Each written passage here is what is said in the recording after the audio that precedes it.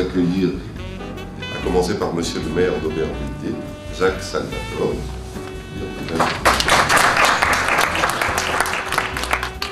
Il y a aussi Madame Khadija Saouba, représentant du PLD France.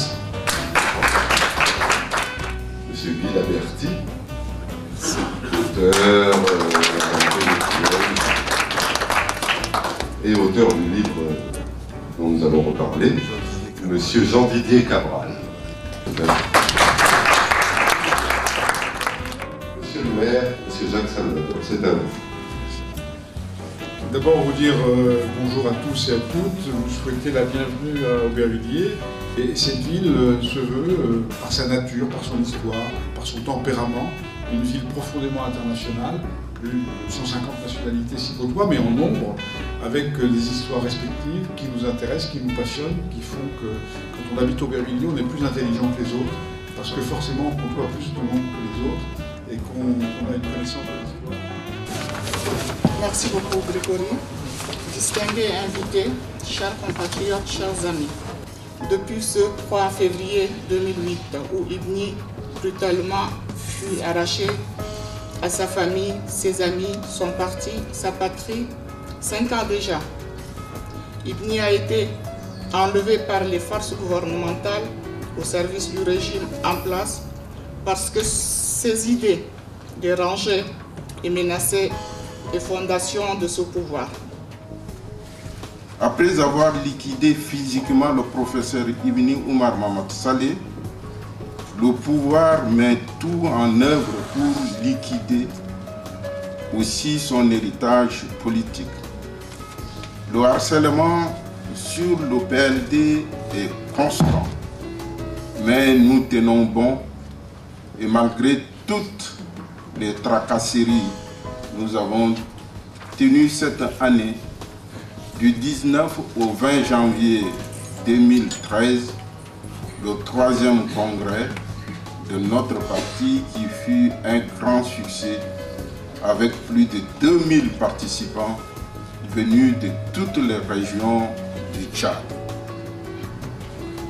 Ibni représente le symbole de tous ces valeureux cadres à qui nous rendons hommage aujourd'hui à travers cette cérémonie. J'ai été impressionnée par la qualité de son écoute, intéressée par les questions qu'il me posait, surprise de voir qu'il pouvait s'intéresser vraiment au projet d'autrui, ce qui n'est pas le cas de tout le monde. J'ai connu Ibni Omar Mamad Saleh grâce à Marie-Josée Tubiala qui partage beaucoup de choses et qui m'avait, au moment où je partais pour le Tchad pour la thèse, donné ses coordonnées. C'est la chance d'avoir rencontré quelqu'un qui parlait vraiment de façon honnête à une blanche, une jeune femme blanche qui allait enquêter sur la violence dans l'est du pays. Non seulement au Tchad, mais comprenez que dans l'Afrique actuelle et surtout dans l'Afrique centrale, la République centrafricaine n'est pas aussi loin, nous subissons les mêmes sorts. Et si nous nous taisons, je crois qu'il n'y aura personne pour faire jaillir ces vérités dans nos pays. Mais malgré tout, il y avait l'amitié.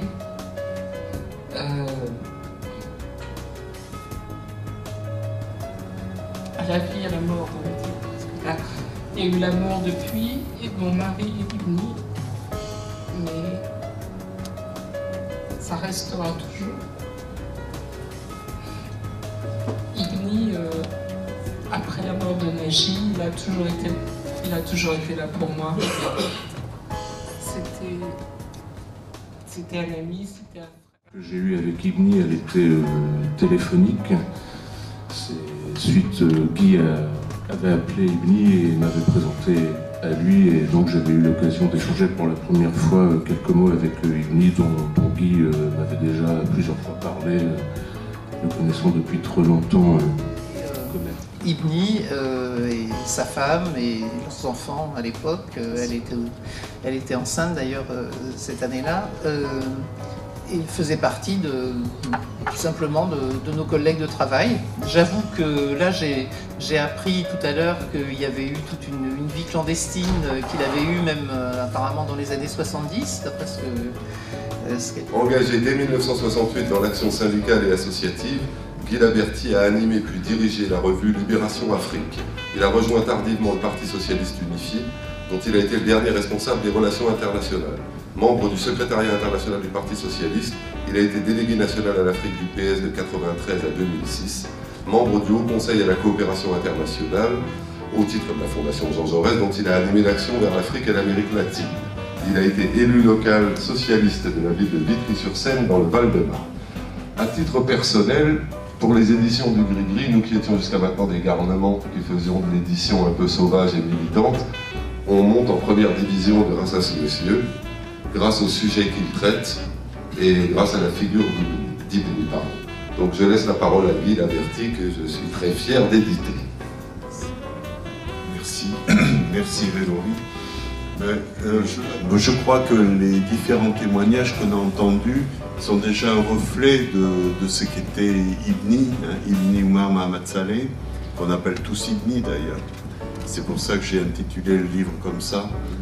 Si j'ai tenu à écrire ce livre 5 ans après sa disparition, bon, moi je dis après sa mort, parce qu'il faut être lucide, et même si c'est très dur, j'ai tenu à le faire parce que ça a été un compagnonnage extrêmement long, à la fois politique et plus intime. Ce groupe d'information sur le Tchad, nous étions 7.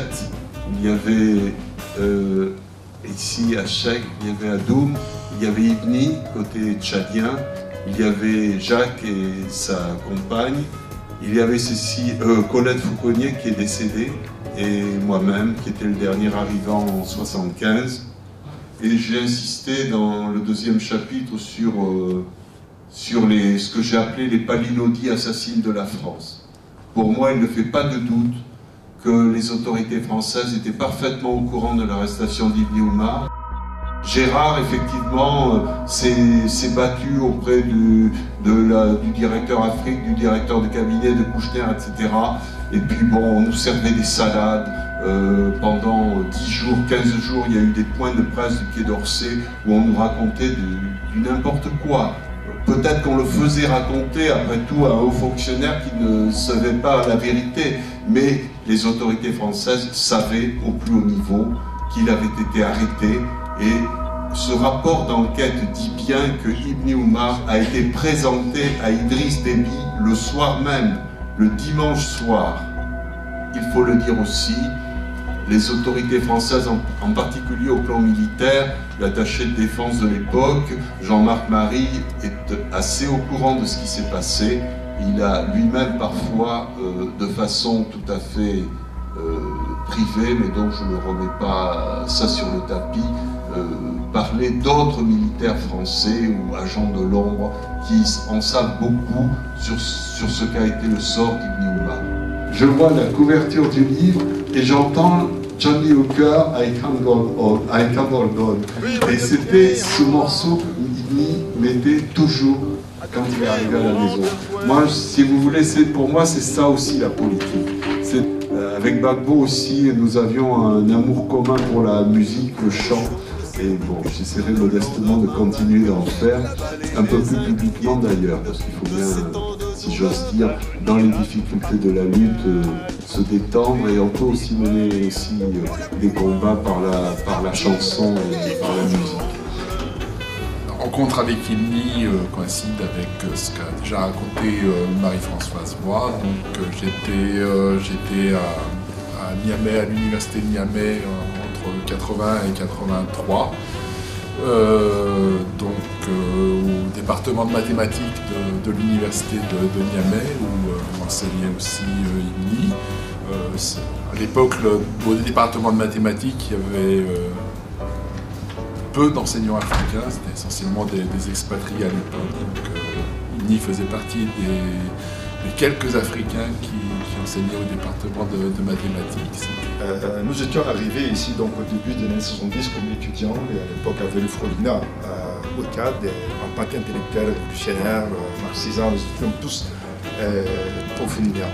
Et donc, nous étions tenus à une double clandestinité. Première clandestinité, c'est que le Frelina était un mouvement rebelle, même était considéré comme ennemi de la France qui intervenait au Tchad là-bas contre les forces du Frelina, etc. Donc, déjà, c'est pas comme maintenant où on peut être djihadiste, être réfugié à Londres. Hein. À l'époque, bon, c'était dangereux du point de vue français. Donc, on était tenu à une première clandestinité déjà en France. Pour vous permettre de comprendre dans quel sens se réalisent les disparitions au Tchad. Bon, aujourd'hui, ils sont tous partis avant moi. Maintenant, je peux partir tranquille. Après...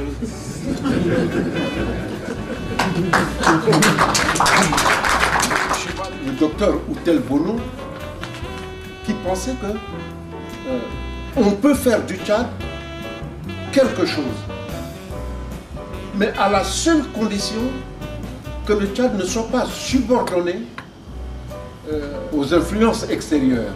Vous savez de quoi je veux parler.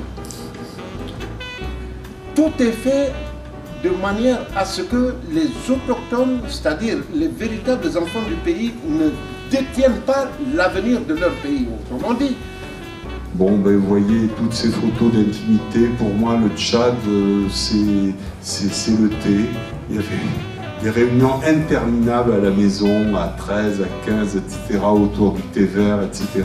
Et ça, ce sont des moments très chauds, si bien qu'aujourd'hui, vous voyez, bien sûr, on est à la fois triste, mais pour moi, ça reste des moments de vie. Et je voudrais conclure en disant, il y a la vie, il y a la mort, mais même la mort est dans la vie. Et quand on en parle, il faut savoir que tout ça contribue à nous aider à continuer de vivre et surtout continuer de lutter pour que les choses changent, pour que le monde change et qu'on fasse un petit peu bouger la vie et bouger ce monde. Merci.